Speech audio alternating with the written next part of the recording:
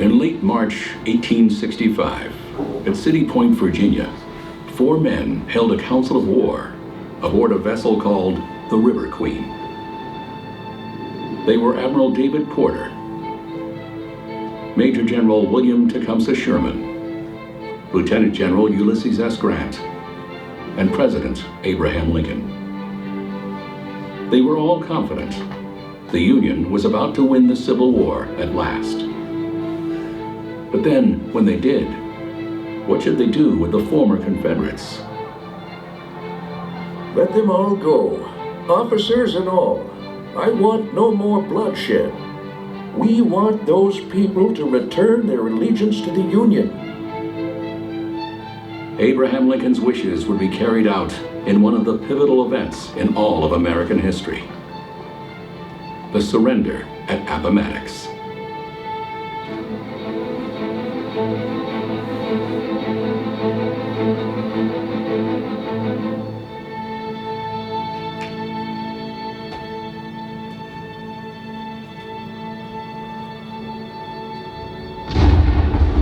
In early April 1865, federal forces under Grant had finally broken through General Robert E. Lee's lines. After 9.5 months, the siege of Petersburg was over. Lee was forced to retreat and abandon the Confederate capital of Richmond. Grant moved with him, and the race was on. Lee was hoping to join forces with General Joseph Johnston's army in North Carolina. Grant knew the importance of not letting the two forces join, so he kept blocking the Confederate escape routes south. For a week, the two armies clashed every day, and Lee's forces took unsustainable losses. It was at Appomattox Station where a division of Grant's cavalry under General George Custer finally dashed in front of Lee, blocking his way. On April 8th, Federal forces captured 25 pieces of artillery and 1,000 prisoners at the Battle of Appomattox Station. The next morning, Lee tried to fight his way out. For a moment, an escape route seemed open just west of Appomattox Courthouse. But the open door was slammed shut by a column of 25,000 Federal infantry, including some 5,000 United States colored troops. Confederate Lieutenant Charles Minigerode was cut down in the battle. My darling mother, I am dying, but I have fallen where I expected to fall. Our cause is defeated, but I do not live to see the end of it. I suffer agonies. Would to God I could die calmly. Minigerode was one of the last casualties.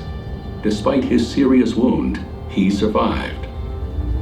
The ragged remnants of the Army of Northern Virginia were now effectively surrounded. Between the two armies was Appomattox Courthouse. It was a small place in a tobacco farming area. A few dozen structures clustered around the Richmond-Lynchburg stage road. A general store, a tavern and guest house, slave quarters and blacksmith shops. Perhaps 100 people in all. In this town, as in most of the South, life was based on farming. And farming was often based on slavery. Over half the people in the county were enslaved. What was about to happen in McLean's parlor would change their lives forever. It would change everything. Appomattox had seen little of the Civil War that had raged for 4 years.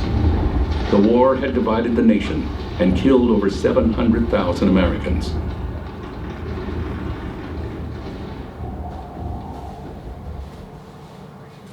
April 9th, 1865. At about 10 o'clock in the morning, Federal soldiers saw a lone horseman approaching. He carried a white flag of truce. Late that morning, Lee sat down to rest under an apple tree. I have here a message from General Grant for General Lee. He was waiting for a response from Grant. For 3 days, the two generals had exchanged notes. I shall see to it that he gets this immediately. Thank you, Colonel. In the last one, Lee used the word surrender. Grant asked Lee to pick a place where they could meet. Lieutenant Colonel Charles Marshall of Lee's staff went into the village and chose the home of Wilmer McLean. At about 1 in the afternoon, Lee went inside and waited in the parlor.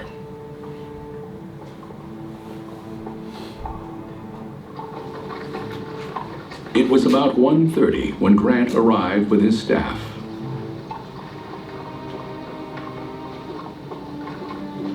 They had ridden more than 20 miles. Grant's trousers were tucked into his muddy boots.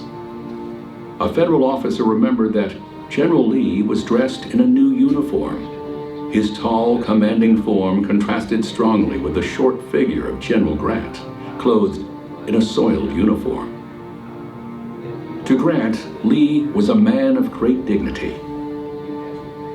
For a while, they chatted in a friendly way. Then, Lee asked Grant to write out terms of surrender. Grant bent solemnly over his order book.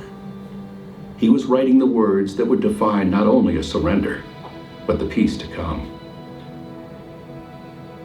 Ulysses S. Grant and Robert E. Lee were the supreme generals of an epic war. That day at Appomattox, both generals acted as catalysts for peace.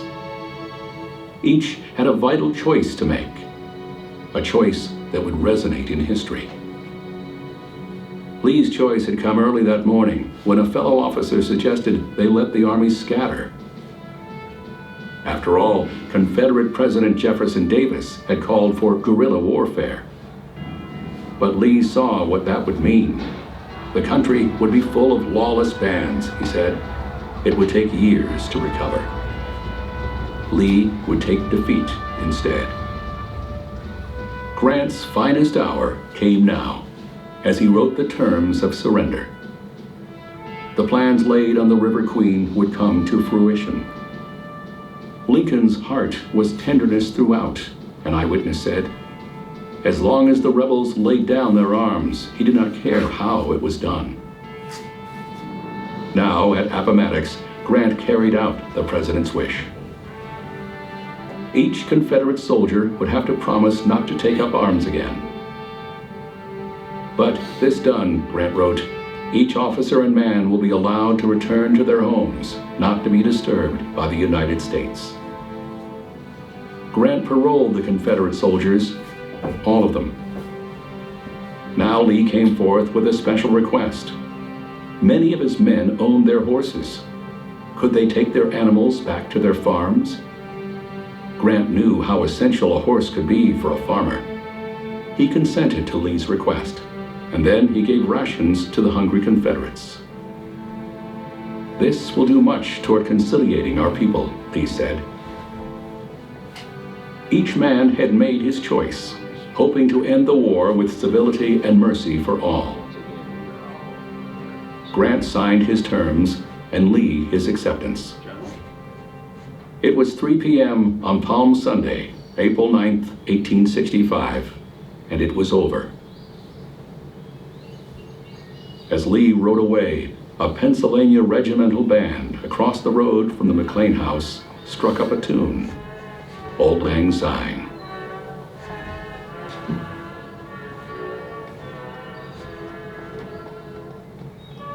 Like ripples from a stone thrown into a pond, the news moved quickly through the camps. A northerner said that some of us gave expression to our feelings by throwing our canteens, haversacks, and coats. Grant heard the salutes fired in celebration and ordered his men to stop. Lincoln had been clear. The South was not to be humiliated. After the bloodshed, there would be healing. One Confederate wrote, "The army we had been fighting so long that we were now surrendering to suddenly overwhelmed us with kindly courtesy. It is impossible to estimate the comfort this treatment gave us." A private captured the emotions of the moment. I never expected to see men cry as they did. All the officers broke down and wept like little children. And, oh Lord, I cried too. In the Clover Hill Tavern, a hand-crank press was quickly set up to print parole passes for each Confederate soldier.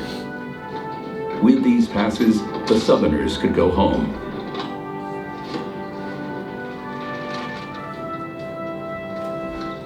The formal surrender took 3 days.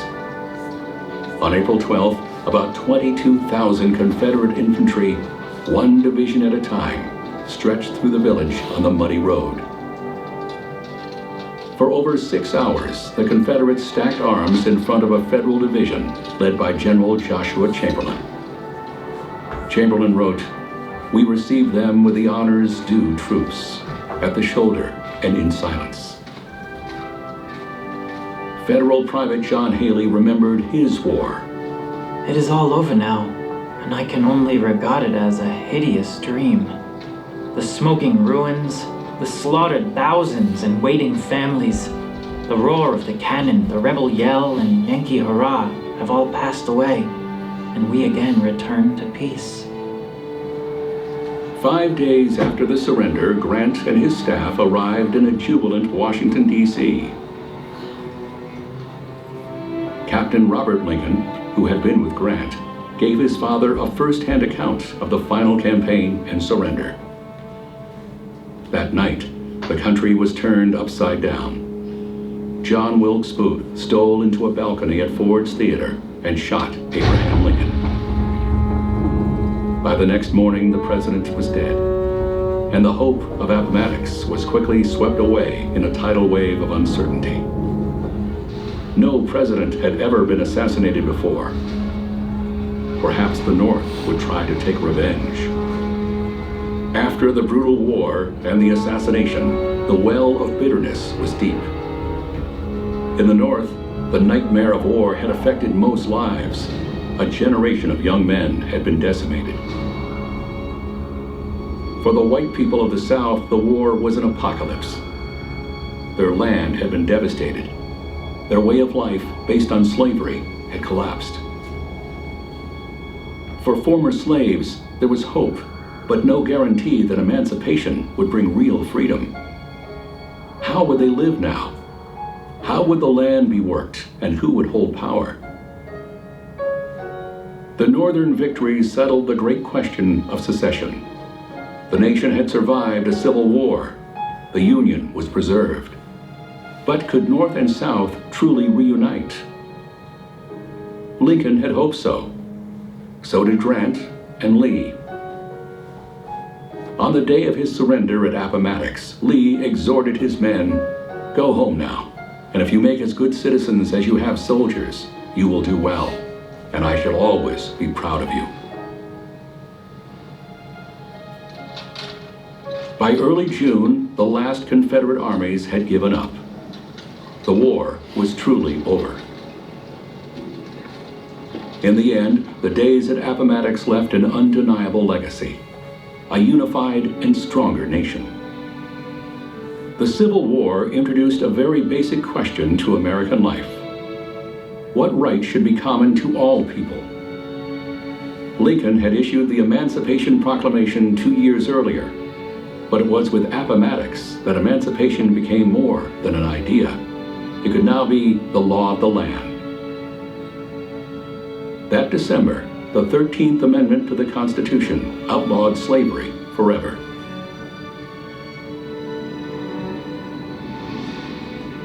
Emancipation set the country on a path to equality, and that path has proven to be long and steep.